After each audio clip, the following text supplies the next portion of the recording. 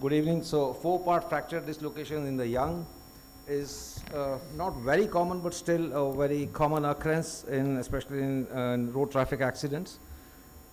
So, I present to you a 42 years young man who had a four-part fracture dislocation, and it was already operated elsewhere with open reduction and K-wire fixation, and presented to me at 6 weeks post-surgery. So, you see the incision and a K-wire jutting out laterally, and that was the X-ray.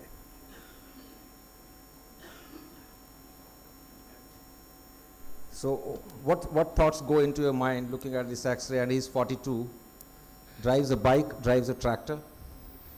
So Raman, I once attended a talk when I was a resident by Dr. Hugh Helfet, and he presented an X-ray like this of the pelvis, and he said, "You've heard of open reduction and internal fixation. This is OIF." No reduction, just fixation. OIF. Just fixation, yes. And a huge incision, and see the upper extremity of the incision going into the pectoral area instead of the deltopectoral area. But that is how he presented to me. So, would you like any further investigations? How many of you would like to do a CT scan on this? Okay, I have a CT scan. I unfortunately don't have the axial cuts with me at the moment. His blood chemistry was normal, wanted to rule out infection, and his deltoid was firing, especially the posterior and middle, but the anterior deltoid was not firing. So that's the CT scan. By the time I had the CT scan, he visited the index surgeon, got the two wires removed. One wire was still left, don't know why. So that was the CT scan. So here comes my first VRS question. So yes, so what will you do?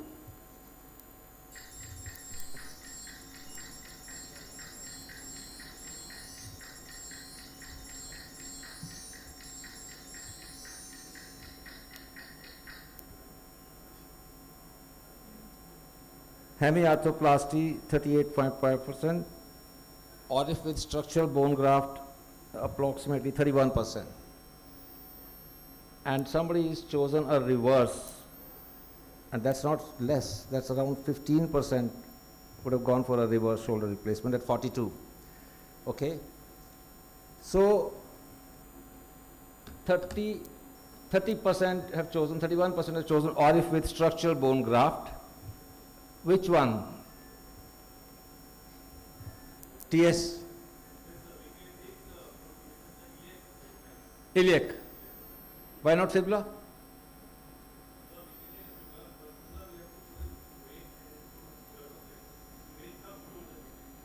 Okay. So this is what I did. The head was out because it was already lying out for 6 weeks. So I took an ICBG graft, put the head back, fixed it,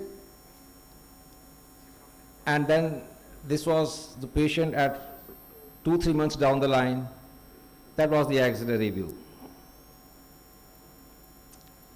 It served well. This is the 4 years outcome of the patient. That's the X-ray. Looks like there is no head left anymore. I had taken the implant out at 9 months. 9 to 10 months, that's the axillary view, and a very weird looking axillary view, and that's the patient's function at 4 years. 6 years down the line, which was last year, July, and patient maintains a good function. He has almost full power, 4.5 by 5 power, good forward flexion, good abduction, and good rotation. He drives his bike, he drives his tractor, does his farming, everything, 6 years down the line. I don't have any literature slide in my presentation, but I'm going to take the opportunity to present a similar second case, if you allow me. 26 years old guy presents to me with this fracture, and this was around 13 years ago. The shoulder was like a buttock. I had to wait some days, 5 days with cold packs, before I thought of putting a knife to the skin. But looking at this X-ray, what do you think? You need a CT scan now for this X-ray? I mean, we can see the What, do you have a pointer? The X-ray itself is, I think, Yeah, the greater tuberosity is dramatic split, enough. and there's the lesser tuberosity lying. That's the head. That's the humerus. So, what will you do? 26. The same. Yeah. So this is what I did. Iliac crest bone graft, a wedge to maintain the tuberosities. At 9 months, I found that the head was collapsing, the screw tip, and I've taken the implant out at 9 months. This is at 2 years. This is at 13 years follow-up.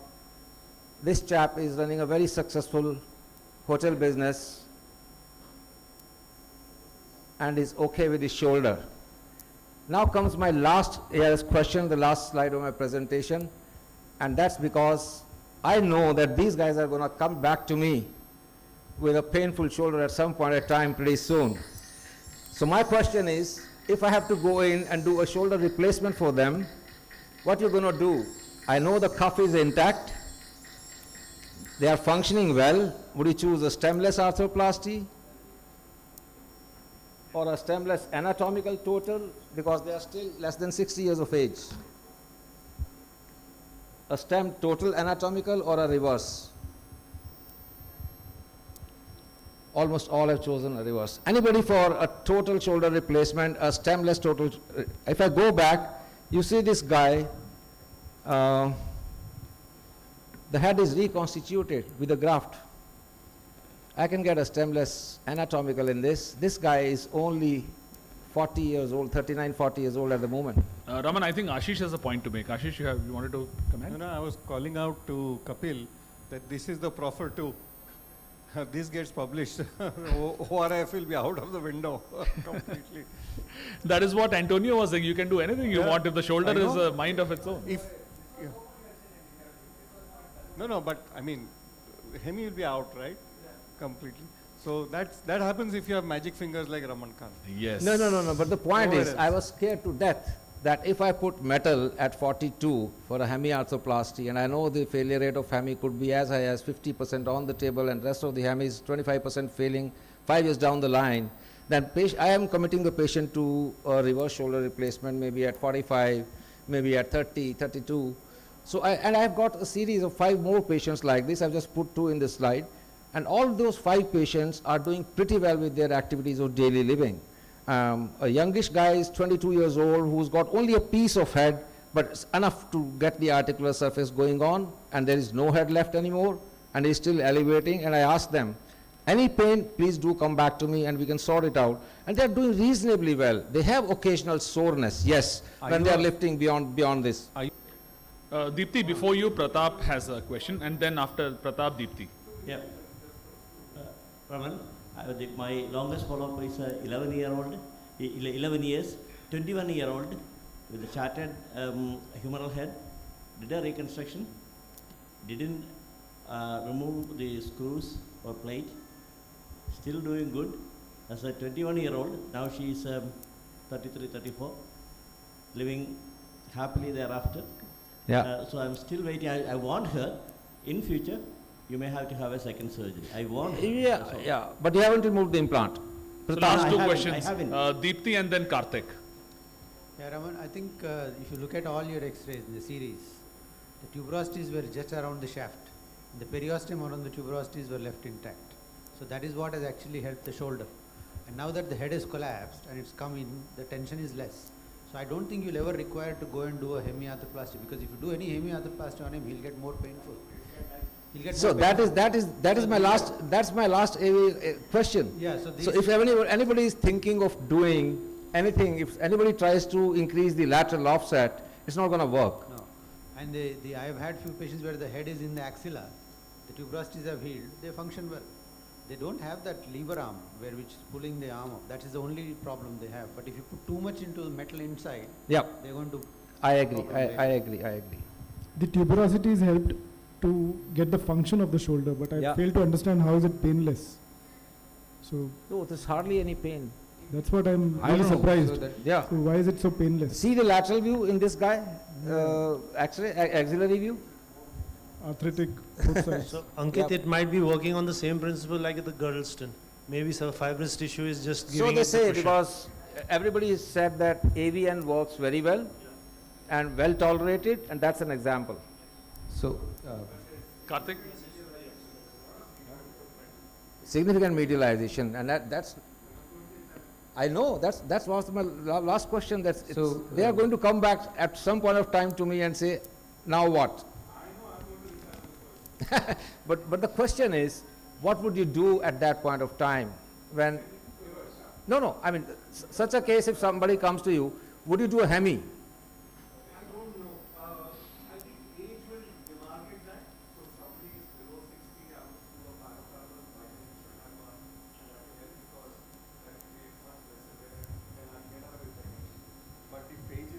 So can you please 60, come again? Then I think the cuff is going to be fired. The MRI shows me a lot of wasting and is dysfunctional and his rotations are gone. Then probably a reverse, which is more predictable. Yeah. Karthik, your point, please. I think this is excellent function coming out of a fixation which was, we were not expecting such good function. But do you have patients whom you've done a similar fixation but they have not done very well? So yes, this is a very good question. Does the faculty have similar cases? I just want We have to work very, very hard. We have to work very, very hard on the rehab of the patient and keep them really under supervision. So I counsel the patient, I'm choosing this option so as to avoid a joint replacement for you at this point of time, but then you have to be really under. So the only patient who is not doing well and she hasn't turned up for the follow-up, she was 46, when somebody just put a plate on the anterior side and it was a posterior fracture dislocation and the head is lying back. So that is a common scenario. But yes, if the patient is not in your follow-up, then it's going to be a bad result. I think the reduction of tuberosities, head fragment is opposite the glenoid inside the shoulder, not posterior anterior, and then young age. These three factors, I think, high degree of remodeling. Yeah. Thank you so much, Raman. Please accept a small token of appreciation from our end. Thank you. Dr.